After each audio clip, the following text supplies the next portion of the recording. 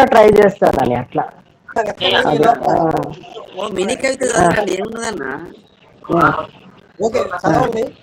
ఈ లోపల మాట్లాడుకుంటాం. నాకు నిన్ననే మూడు కార్యక్రమాలు వచ్చినాయి. ఒకటి వచ్చే వారం బసవరాజు అప్పారావు ఎన్నో లలిత గేయాలు రాశారు. ఆ సందర్భంగా ఒక కవి సమ్మేళనం. ఆ నెక్స్ట్ వీక్ విజయవాడలో ఒక కవి సమ్మేళనం. ఆ పై వారం అనంతపూర్లో పెద్ద కార్యక్రమాలు జరుగుతున్నాయి. వాటిలో వీరికి అందరికి కూడా మీకు కూడా పంపిస్తున్నాను. మీరు కూడా వాటిలో జాయిన్ అయ్యి అంటే మీరు నిర్వహిస్తున్నారా సార్ అవి? దాంట్లో నేను కోఆర్డినేటర్ దాంట్లో నిర్వహిస్తాను. అది చెప్పాలి కదా ముందు. ఇప్పుడు మౌనశ్రీ గారు చెప్తారు, ఆయన ఎక్కడెక్కడ రికార్డింగ్స్ ఉన్నాయో చెప్తారు. ఇప్పుడు సాధారణ వారికి వీళ్ళకి ఉదయం సాయంత్రం చాలా పూర్తిగా వైరాగ్యం ప్రభాకర్ రావు గారి కరీంనగర్ లో చాలా పూర్తి కార్యక్రమం నిర్వహించబోతున్నారు. పుస్తకాలు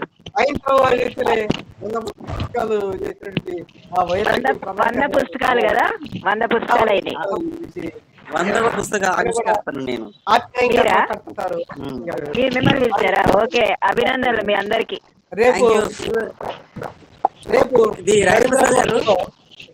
రేపు రవీంద్ర భారతిలో మన కృష్ణ గారి ఏమా ఏనుగు, మీరు ఆ పాట బాగుందని పెట్టారని చెప్పి ఉన్నాయి. రేపు ఏనుగమ్మ ఏనుగు ఉన్నది. ఇప్పుడు ఈరోజు మన పిక్కి కృష్ణ గారికి బెస్ట్ కవిగా వేసి నగదు బహుమతి ఇచ్చి ఈరోజు చెన్నైలో వాళ్ళు ఇప్పుడు అక్కడ సన్మానం చేస్తున్నారు. పిక్కి కృష్ణ గారిని మన తెలుగు కవులకి చేశారు. లాస్ట్ వీక్ నాకు భువనేశ్వర్లో ఇండియన్ పోయిట్స్ దాంట్లో కూడా హైదరాబాద్ నుంచి కూడా ఒక కవిని పిలిచి ఆయన కూడా పెద్ద సన్మానం చేశారు. మన కవులకి ఇంత పేరు ప్రఖ్యాతలు, మన తెలుగు కవులు మంచి పేరు ప్రఖ్యాతలు చేస్తున్నారు. ప్రధాని గారు కూడా గురిజాడ అప్పారావు గారు తెలుగు దేశం అంటే మట్టి కాదు, దేశం అంటే మనుషులు అని చెప్పి ఆయన కూడా ఏది మన్ కీ బాత్ లో కూడా చెప్పి ఆయన్ని చేస్తున్నారు. మన తెలుగు కవులకి, పాత కవులకి కొత్త కవులకి ఎంతో పేరు తీసుకొస్తున్నారు. అటువంటి తెలుగు కవులకి అందరికి కూడా ధన్యవాదాలు. వాళ్ళందరూ కూడా ఇంకా ముందు ఇంకా మంచి కవితలు రాయాలని, అందరినీ అలరించాలని ఆశిస్తున్నాను. ఇప్పుడు సూర్యప్రకాశ్రావు గారిని 2 మాటలు చెప్పి వారి కవితను వినిపించవలసిందిగా కోరుతున్నాను. డాక్టర్ సూర్యప్రకాశ్రావు గారు. సూర్యప్రకాశ్రావు గారు మాట్లాడిన తర్వాత, అన్నయ్య మాట్లాడిన తర్వాత ఇంకా వందన సమర్పణ, లేకపోతే ఈ నవ్వుకుంటూ ఇలాగే రాత్రి పోవాలి. పెద్దలందరికీ నమస్కారం. నేను చివరి నిమిషంలో జాయిన్ అయినందుకు ముందు మన్నించాల్సిందిగా కోరుతున్నాను. నేను ఇప్పుడే చూసేలోపు కరెంటు పోయింది, మళ్ళీ అందుకే లేట్గా జాయిన్ అయ్యాను. మాటల కంటే కవిత్వం బెటర్ అని నా ఉద్దేశం. నా కవిత శీర్షిక 1000 కొమ్మల తరువు. 1000 కొమ్మల తరువు ప్రతిచర్యకు ప్రతిచర్య ఉంటుందన్న నియమానికి ప్రత్యక్ష ఉదాహరణ. కాలింగ్ బెల్లు మోతకు స్పందించే గొంతుక, ఫైళ్ల కదలికకు వాహకం, పరిశుభ్రతకు కారకం, అధికారి కోపానికి బలయ్యే మొదటి జీవి, అయ్యగారి కూతురి ఆటకు గుర్రం, అమ్మగారి షాపింగ్ మోతకు ఖరం, ఆఫీసు తాళం చెవులతో పాటే గుట్టుమట్ల తాళం చెవులు భద్రంగా దాచుకునే బ్యాంకు లాకర్. ఆఫీసు తాళం చెవులతో పాటే గుట్టుమట్ల తాళం చెవులు భద్రంగా దాచుకునే బ్యాంకు లాకర్. తెల్లని బట్టలతో హంసలు గుర్తుకు తెచ్చే అతను డజన్ల కార్ల మూతల్లో అయ్యగారి కారు శబ్దాన్ని సునాయాసంగా పోల్చుకోగలడు. అయ్యగారి కారు బ్రేకు అటెన్షన్కు మీటగా మారుతుంది. అయ్యగారి కారు బ్రేకు అటెన్షన్కు మీటగా మారుతుంది.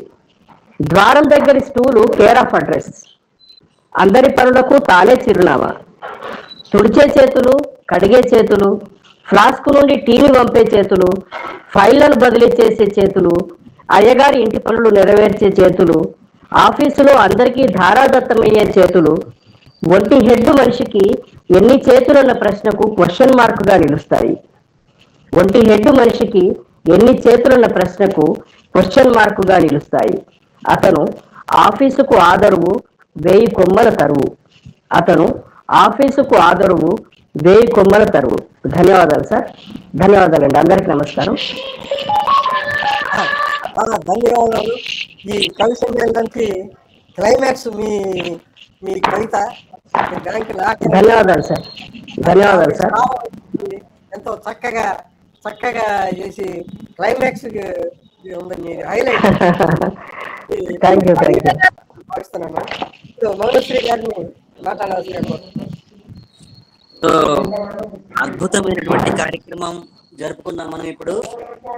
సో ఇదొక చిన్న ఫ్యామిలీ గ్యాదరింగ్ లాగా అనిపించింది. ఒక గొప్ప కవి సమ్మేళనం అయినప్పటికీ ఫ్యామిలీ గ్యాదరింగ్ లాగా, ఎటువంటి హిపోక్రసీ లేకుండా పెద్దలు చిన్నలు అందరూ ఒకరి మీద ఒకరు జోకులు వేసుకుంటూ కామెంట్ చేసుకుంటూ రకరకాలుగా మనం మాట్లాడుకున్నా కూడా ఎవరు ఏ కించిత్ కూడా గాయపడకుండా దాన్ని ఆస్వాదించి ఆనందించి అనుభూతించి ఇంత మంచి కార్యక్రమాన్ని దిగ్విజయం చేసిన ప్రతి ఒక్కరికి, మా రాధమ్మకు, తర్వాత ఆవిడ ప్రతి అందరినీ కూడా చాలా సంతోషపెట్టారు, ఆనందపరిచారు. తర్వాత మా దీపక్ జ్ఞాతి అన్నయ్యకు, తర్వాత గుండ్లపల్లి రాజేంద్ర ప్రసాద్ గారికి, తర్వాత నామాల రవీంద్ర సూరి గారికి, పద్మావతి గారికి, వీళ్ళందరూ కూడా, శోభ గారికి, అందరూ ప్రతి ఒక్కరు కూడా, చీదెల్ల గారు, అందరూ కూడా అద్భుతమైనటువంటి కవిత్వం చదివారు.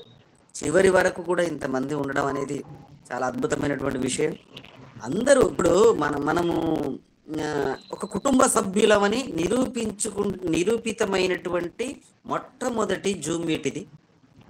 మనందరం నిరూపించుకున్నాం. ఒకరు ఒక మాట అన్నా కూడా నవ్వుకుంటూ హ్యాపీగా ఉండేటువంటి వాతావరణం వెల్లివిరిసింది. నాకు తెలిసి నేను ఎన్నో కొన్ని వందల జూమ్ మీటింగ్లలో పాల్గొన్నాను. పొద్దున్న లేసి అదే పని ఉంటుంది. ఇలాంటిది నేను ఎప్పుడు చూడలేదు. చాలా హాయిగా నవ్వుతూ చమత్కారంగా జరిగినటువంటి కవి సమ్మేళనం ఇది. దాదాపుగా ఒక 10 మంది అద్భుతమైనటువంటి గొప్ప అభివ్యక్తితో కూడినటువంటి కవిత్వం చదివారు. సరే, మంచి కవిత్వం అనేది కొంత వినబడడం కూడా మనకు ఆరోగ్యకరమైనటువంటి విషయమే. వాళ్ళందరికీ మంచి కవిత్వం చదివిన ఏం లేదు. కవి సమ్మేళనం అంటే ఎప్పుడో పాతది చదవడం కాకుండా ఆ కవి సమ్మేళనం కోసం సరికొత్త కవితను, ఏ కవి సమ్మేళనమైనా ఏదైనా కూడా ఒక కొత్త కవితను రాసుకురావడం అనేది ఆనవాయితీగా మనం పెట్టుకుంటే దానికోసమైనా ఒక కొత్త కవిత రాస్తాం. ఒక కొత్త ధ్వని, ఒక కొత్త శబ్దాన్ని, కొత్త అభివ్యక్తిని ప్రపంచానికి ప్రకటితం చేసేటువంటి వేదికను ఉపయోగించుకునేటువంటి ఆనవాయితీ మనకు ప్రతి కవికి ఉండాలి. పాత కవితలను చదవడం అనేది అది అనివార్యంగా తప్పదు అనుకున్నప్పుడు మాత్రమే పాత కవితలను చదవాలి. అది ఇంతకు ముందు ఇంకోటి ఆనవాయితీ ఏంటంటే ఒక వేదిక మీద చదివినటువంటి కవితను ఇంకో వేదిక మీద చదవకూడదు. ఇదంతా మనకు అలిఖిత రాజ్యాంగాన్ని లిఖించినటువంటి నారాయణ రెడ్డి గారు చెప్పినటువంటి ఒక మంచి మాటలు. మనం విద్యావేత్తలైనటువంటి గొప్ప వ్యక్తులు, పిహెచ్డి స్కాలర్స్ కానీ, మా సూర్యప్రకాష్ గారు, వాళ్ళందరూ కూడా, అందరు చాలా మంది పిహెచ్డి చేశారు. వాళ్ళందరికీ కూడా పేరు పేరున ధన్యవాదాలు చేసుకుంటాను. అద్భుతమైనటువంటి కార్యనిర్వహణ దక్షత ఉన్నటువంటి మా గుండ్లపల్లి రాజేంద్ర ప్రసాద్ గారికి మనస్ఫూర్తిగా అభినందించేటువంటి ఈ కార్యక్రమ రూపశిల్పి అయినటువంటి గుండ్లపల్లి రాజేంద్ర ప్రసాద్ గారికి, వారి సౌహార్ద్ర హృదయం వారిది, ఎవరిని నొప్పించని మంచి మనిషి. అలాంటి వారికి మనందరం కూడా చేతునందించి దిగ్విజయం చేసిన ప్రతి ఒక్కరికి పేరు పేరున నేను అభినందనలు తెలియజేస్తున్నాను. ఇలాంటి కార్యక్రమం మనం ఏది చేసినా ఒక 3 పువ్వులు 6 కాయల్లాగా వెల్లివిరుస్తుంది. ఇందులో నవ్వులే నవ్వులు. అసలు రాధగారిని చూస్తుంటే నాకు అనిపించింది ఏంటంటే, ఒకసారి మన అందరం చమత్కార కవితలు రాసి చమత్కార కవి సమ్మేళనం కూడా పెట్టుకోవాలనిపించింది నాకు. చమత్కార కవి సమ్మేళనం ఎప్పుడు చూసినా ఈ దేశం నాశనం అయిపోతుంది, రేట్లు పెరిగాయి, ఆ కూరగాయల రేట్లు పెరిగాయి, గ్యాస్ బిల్లు పెరిగాయి, ఉల్లిగడ్డల రేట్లు పెరిగాయి, అవన్నీ ఎందుకండి మనకు?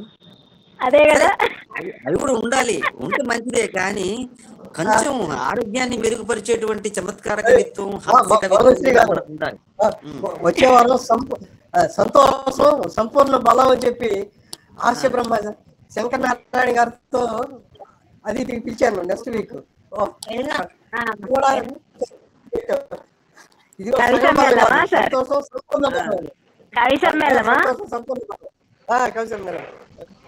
అందరూ హాస్య కవితలు రాసుకురండి. ఆడవాళ్ళేమో వాళ్ళ మొగుళ్ళ మీద రాసుకురండి, మగవాళ్ళేమో వాళ్ళ పిల్లల మీద రాసుకురండి. బ్రహ్మాండంగా ఉంటది. సో అయితే చాలా సంతోషం, హ్యాపీ. నా స్పందన ఇంతటితో ముగిస్తున్నాను. అందరికి అభినందనలు. మీకు కరీంనగర్ వెళ్ళాలంటున్నారు కదా, అభినందనలు. మీరు 100వ కవిత అక్కడ ఆవిష్కరిస్తున్నారు.